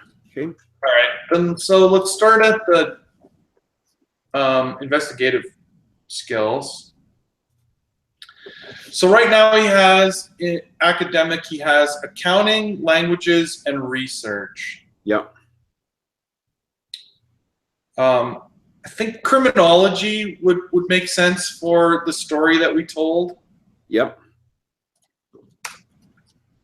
How many points would you like in that? I'm just gonna go with 1 in all of these, I think, like because they weren't the main ones that we. Sure. Okay, Or is 15 more too many? I don't know. I mean, like, let's just see where you go here. It's Like, I mean, because that would give me another 15 with at least 1 point, and give me a total of about 20 of 40 investigative skills. Yeah. Like, I think there's 40 of them total, roughly, and then about half of them I'd be able to use.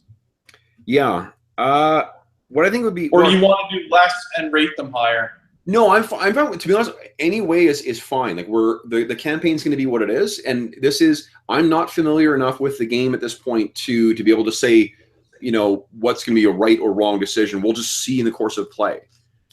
Right. So. Okay. Sure. Yeah. So I mean, like, if there are. What's diagnosis? Is that like actually medical diagnosis? Yeah, I think it's also doing forensic stuff. I think like medical forensics. But let me double check.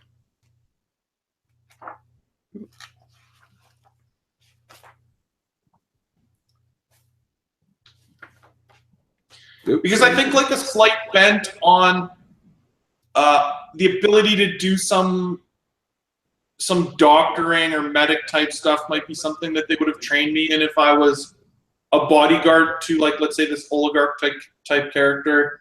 Sorry, because so diagnosis is not forensics at all. It's strictly. Oh, okay.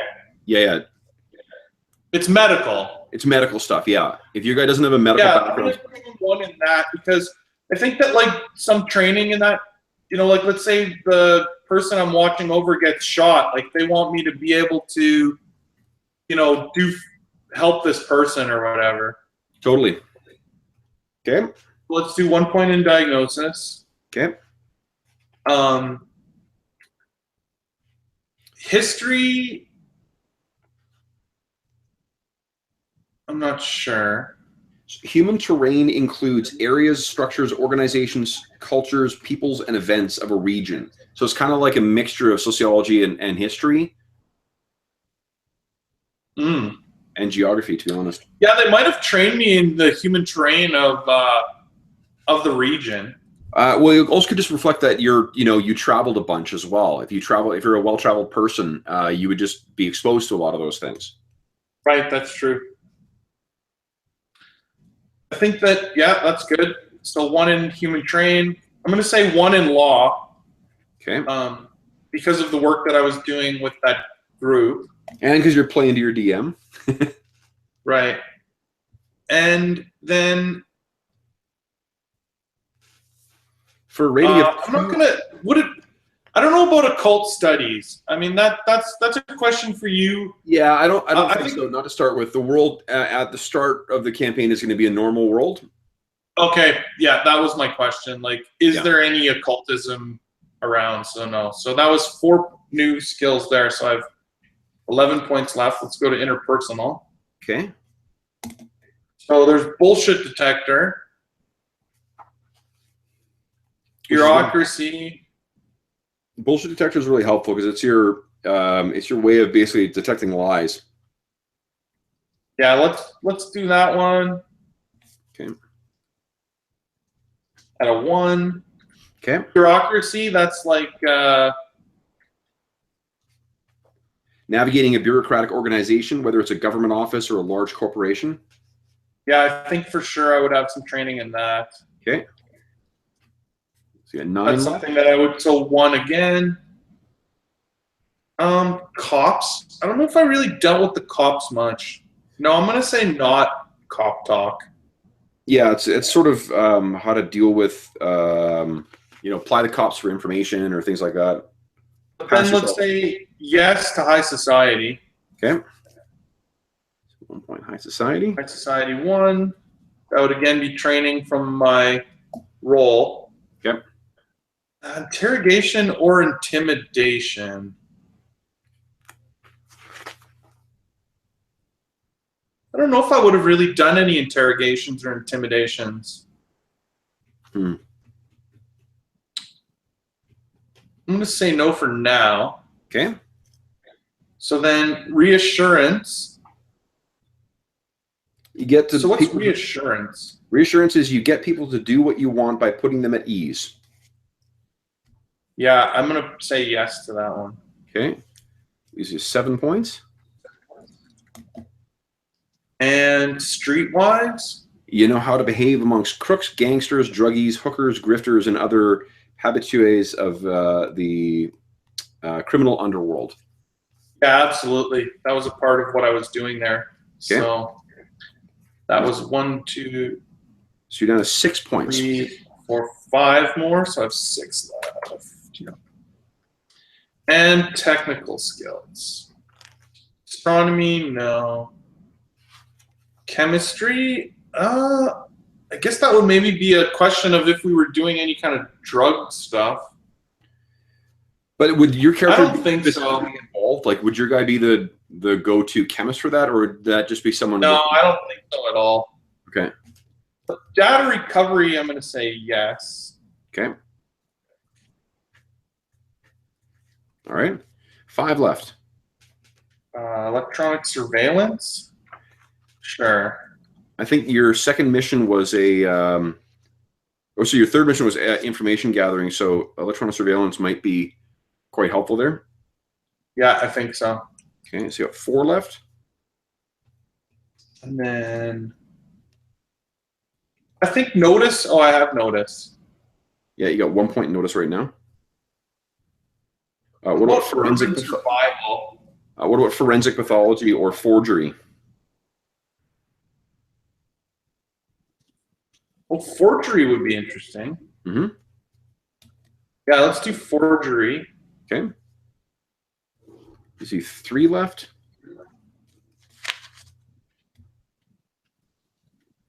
And so one of those I'll use on urban survival.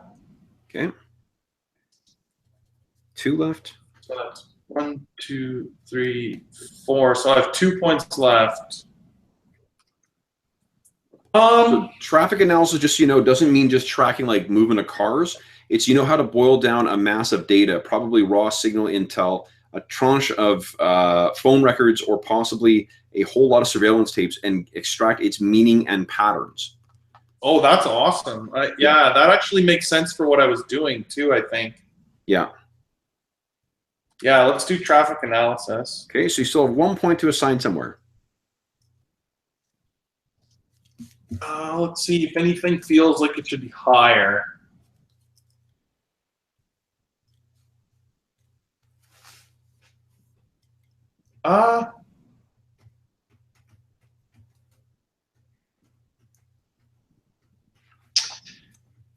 Yeah, let's raise his forgery to 2. Okay. I'd say that was a big part of what he was doing. Okay. In his role there. So there's all his investigative abilities. Okay. So now I have 29 points for general abilities. So now we can round out a few things like, whether he knows how to shoot or drive or anything like that. Or like disguising and concealing, those kinds of things. Yeah, you've got 29 points left here. Yeah. So it's probably bad if he doesn't have some kind of shooting. Skills or what? Like, what's the difference between weapons and shooting? Weapons is hand-to-hand weapons. Oh, okay. Knives, swords, that kind of stuff. So it's another combat thing. Yeah. Well, I guess, Kev, the question is for you. Do you want to have shooting in our game? It's a modern-day spy game. There's going to be shooting. If you want to be a guy who just happens to be really good with his hands, that's fine. But just be aware that most of the people will be using guns. Yeah, okay. So let's give him shooting, because that's just silly if he can't shoot. Okay. What do you want your shooting at? So I'm going to start by saying let's put 2. Is 2 points? 2 points So, is like, pitiful. Well, no, I thought 2 was 1 or 2 was like Well, think you of it this trained way. at school, but you didn't do it much. Think of it this way. What it means mechanically in the game is that you only have, in a given day, you only have 2 points you can modify your dice roll by. Oh, I see. Okay. Yeah. So 4 is like well, let's see. If I do 3 points, I can change 10 skills. No, you still, because you only have 29 points left. Well, I know, but I mean that's 1 less. Yeah, you could. I think that it is wiser to be a focused in a couple of areas than it is to be a master of all trades, or to try and be a jack of all trades, because you're going to be, sort of half-ass competent at a bunch of things rather than just figuring out what you're really good at and just trying to make sure you play situations to your advantage. Right. Okay. Well, then let's put 7 in shooting, I guess. Okay. If I do that, I won't actually be able to do very many things. Well, it's not that you won't be able. I mean, you don't need to have your character do everything, right? Like at this point, you've got a bunch of investigative skills, which it's going to help you move the story forward. The general abilities are just going to be what you are physically capable of doing. But if you're not, that's why you have your networks. That's why you have use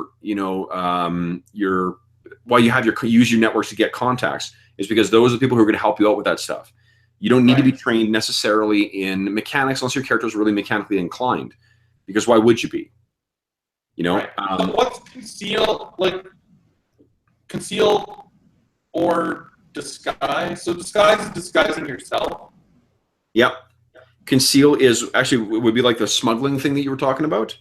Oh, okay. So let's add conceal. I'm just going to write down the ones that I want to add, and then I'll spread the points amongst them once I know how many I want to do. Okay, so conceal is marked. Driving is probably useful. Yeah, sense trouble is likely going to be really useful. For driving, I don't care about filtering or gambling. I have infiltration, mechanics, so let's add medic, something. Network, I don't need piloting. Awareness I have, shooting, shrink. Is sense trouble on there? Because that's a really useful one. Oh yeah, under preparedness. Yeah, let's do sense trouble. What was the other one you said, Ken? Sense trouble was the one I said. Oh. And then filch is what you use to sort of like palm stuff. It's like you're picking pockets or like grabbing off the desk before someone sees or something like that. Shrink is like mind stuff, right? Yeah. Shrink is usually what's used to try and recover stability. Okay. I'll tell you what else it's used for, just so that it's, because I mean that's not the. I don't think that's the only thing. I add shooting first combat, and I won't do weapons training. Yeah, like what weapons literally is like archaic weaponry. Right. It's knives, swords, flexible batons, thrown melee weapons. It's like spears and stuff like that. Okay, well, if I do 4 points in conceal. Okay. Brings you to 52. And 18 more. 5 points in driving. 5 in driving. Okay, 57. 13 more. And then let's do sense trouble. Let's do 6 in sense trouble. 6 in sense trouble. That puts you up to 63. You have 7 points left. And let's just do 2 in shrink. Okay. Here's just a reminder too. 8 is the threshold for when you get cool abilities. So if there's things that are close to that, what might be a wiser way of spending is just bumping a couple things up so you can get those other abilities. Okay, well, let's just put 2 in medic and 2 in shrink, so he's like lightly trained in it. Okay. And I have 3 points left that I'll use to bump up stuff that I want him to be great at. Okay. So why don't we just bump his shooting to 8 then? Okay. That's 1 And point. that leaves 2 points. So he could be great at sense trouble or great at infiltration. Let's see what the special abilities are for that. So the sense trouble special ability is combat intuition. You can use your sense trouble rating, not pool, instead of another ability to determine your order of action in a contest or combat. Well, that's cool. That's cool. And then infiltration. Where is it? Is open sesame. If your infiltration is 8 or more, you can automatically pick or bypass any normal commercial door lock or alarm without a test. Many locks require specialized tools, possession of which without a locksmith's license is a criminal offense in most jurisdictions. Complex or tricky locks may still require tests to open them speedily to avoid noise or damage or to relock them afterward. Safes, handcuffs, security doors, and so forth still always require tests of infiltration. So, you know what? Let's just get rid of shrink. Get rid of shrink, okay? Yeah, and let's just make both of those 8. Okay. That's more interesting. Like you said, it's more interesting if he's really good at a few things. Yeah, and I think that for some of these other things too, medic and shrink are really helpful when you have other players, but I'm not sure that they're going to be super useful for when you're getting banged around or when you're whatever. Right. You can always, dip into your contacts pool. Like normally your network pool, you actually have to buy it back up with experience points. But solo play, you refresh it at the end of an operation the same way that you would, any other investigative ability. Right. So you're thinking it might not even be worth taking medic at all either. I'm not sure. I mean, like it might not. Yeah, like I don't think because it's an abstracted damage system, it's really just going to help you. Well, here, let's see what it does. Before I spout off here, let's see what medic actually does. So medic, right, yeah. You can perform first aid on sick or injured individuals. For every 1 point you spend, you heal 2 points of damage to others or 1 point to yourself. So it's effectively kind of like giving yourself another. Well, medic I guess does refresh pretty quicker, but yeah. So it will be giving you a little bit of first aid. Basically, I can recover 2 hit points roughly per session. Yeah, because I mean, medic doesn't refresh at the same rate. There's a lot of physical general abilities that refresh every day, like athletics, shooting, then fighting things like athletics and hand-to-hand shooting and weapons. Right. Okay. Cool. So let's just turn our attention now to your symbol, solace, and safety, and your drive. So those will be, let's see here. Not in here.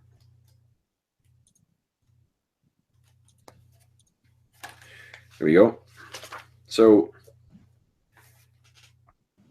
the symbol is a non-human representation of something that you value, like a religious medal or crucifix, your country's flag, your father's dog tag, a picture of your innocent niece, or a voicemail from your dead wife. Seeing it or handling it for a few minutes reminds you of why you fight, and that you may immediately refresh 1 point of stability, but you only can do it once per session. So what do you think your symbol is?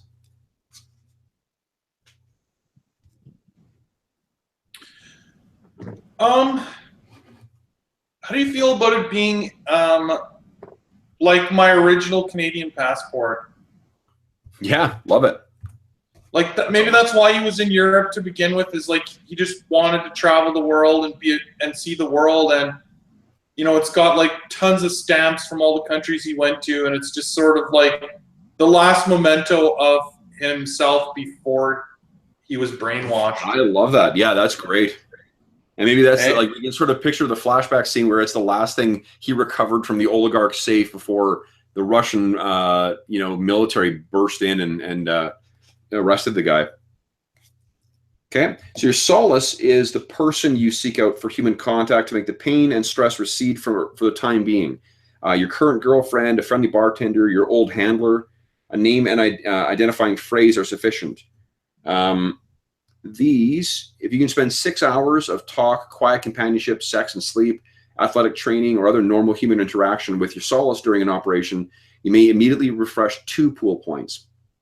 You only can do that once per session.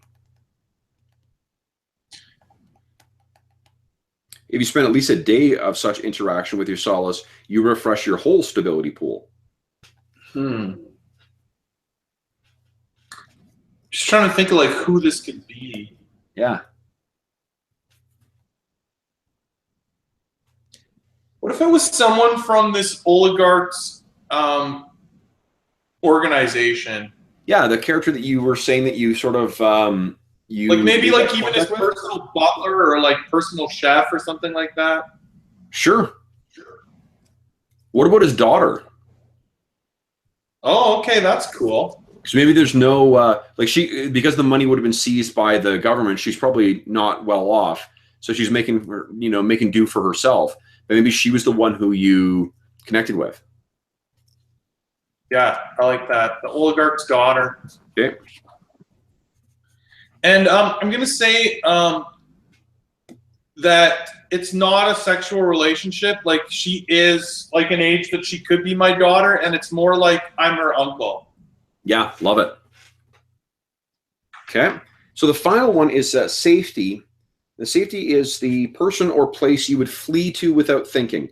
Your old trainer's cabin in the Alps, your mother's house in Scotland, your best friend's apartment in Paris, a beachfront condo in Ibiza you've bought under another name. Immediately what I'm thinking of is somewhere in Canada that had sentimental value to you. Yeah, absolutely. But I'm even thinking that it's not even a sentimental value place. It's a like I don't know, let's say a retirement cabin or something that he's been like working, like secretly funneling money to, and it's still under construction kind of thing. What if it was your family's old place? Like lots of families, especially in Central Canada, right? Like they have the cabin or whatever. Yeah. Okay. So maybe my parents passed away, and that's kind of part of the reason I went to travel the world to like find myself. And I've maintained ownership of this cabin, in Northern Ontario or Manitoba here somewhere, or something like that. Sure, we can figure out where it is afterwards. But yeah, that's great.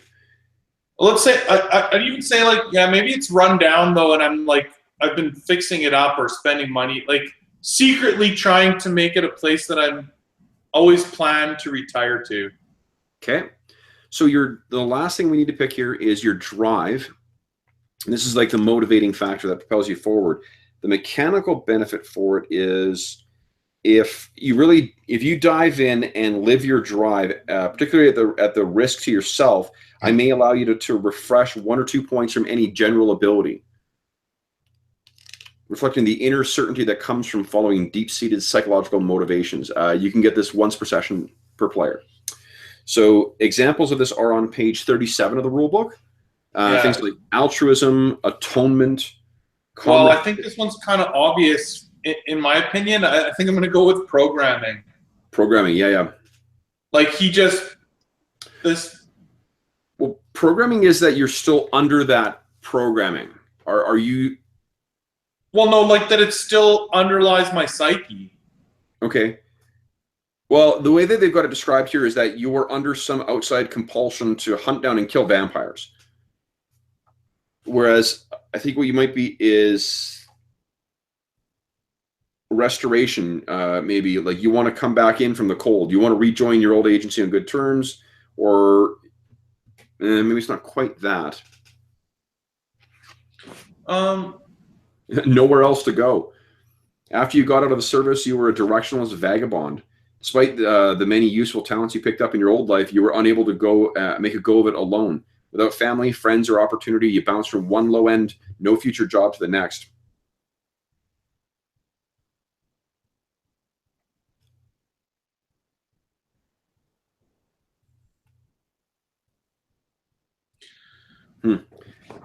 You plan to act and counter ferociously as if afraid that a single failure will send you spinning back into those days of soul-crushing despair. We could modify that just to say that it's like that you're concerned about falling back into your programming. Right. So rather than working for one master, you're trying to make sure you're only your own person. Right. And what would you say that one's called? Excuse me. Nowhere else to go. Oh, nowhere else to go. Yeah.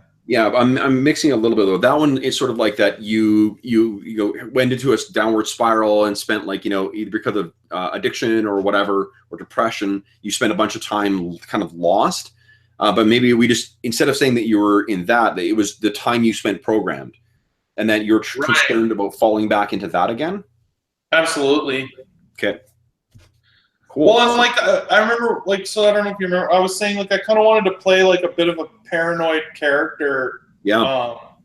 So I think that would fit, that he's very paranoid about the programming taking effect, and in fact, maybe since he has been agentless, he has like committed a couple of murders that he's had to cover up, like just due to his programming and his paranoia, like. I love that starting off with, I love the idea of that too, because it gives you a disincentive to work for, like the first agency job that comes along. Yeah, absolutely. So you want to be independent, right? Right. So that's cool. Yeah, I love that. That's going to be a great setup. And I know exactly how we're starting the campaign off next week then. Cool. So that's excellent. Okay, great. So we got all those points down. We've got that. What you need to pick between now and the next session is... wait, you got the first name. First name is Harry.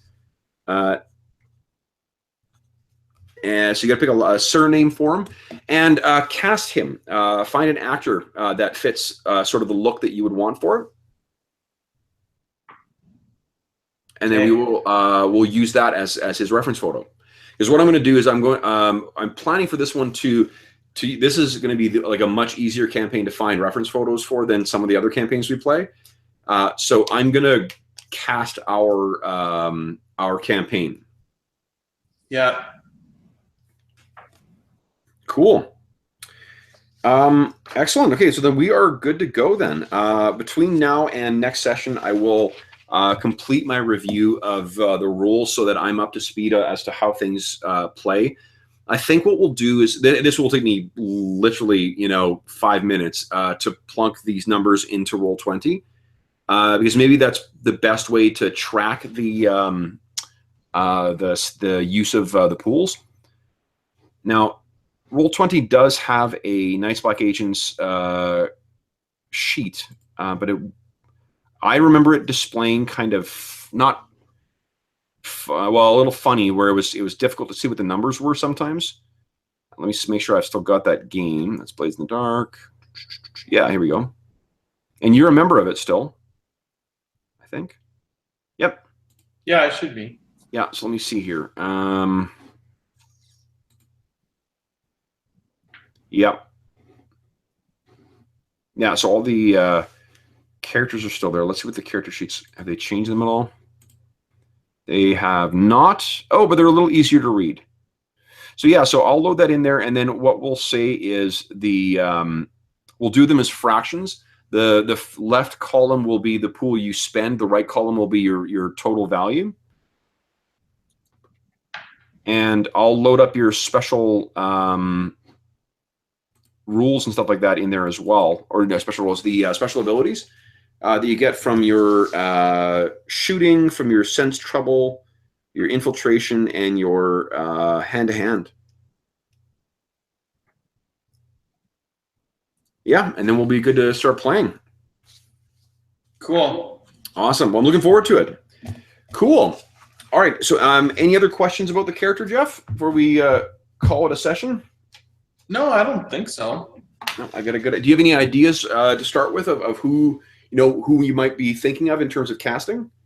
Yeah, I'm leaning towards Jude Law. Cool. Yeah, give you the appropriate age too. That's awesome. Yeah, I love that. Cool. Okay, cool.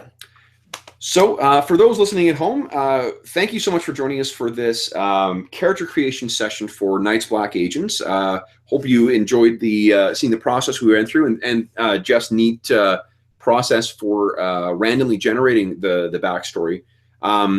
Jeff, do you have that written up in a Word document or was it just in emails? I mean, it's kind of just in that email I sent you. I could formalize it a little farther.